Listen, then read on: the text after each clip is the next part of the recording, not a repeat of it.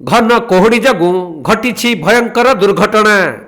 कौनसी एक अजणा गाड़ी धक्का कार भांगी रुजी चूरमार हो जाइथिबा बेले कार भितरे थिबा 2 जण यात्री अति गुरुतर होइछंती।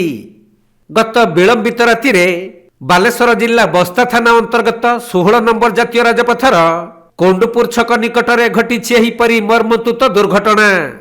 परे जातीय राजपथ पेट्रोलिंग पुलिस एवं बस्ता थाना पुलिस घटनास्थल रे पहुंची गुरुतरंकु कार भितर उद्धार करी बालेश्वर हॉस्पिटल को स्थानांतर करिसंती। तबे कारटी बालेश्वर पटु पश्चिमबंग अभिमुखे जाउथवा बेले एहिपरि दुर्घटना घटिथिला। तेणु बस्ता थाना पुलिस कारटी को जबत करी अधिक तदंत जारी रखिछंती।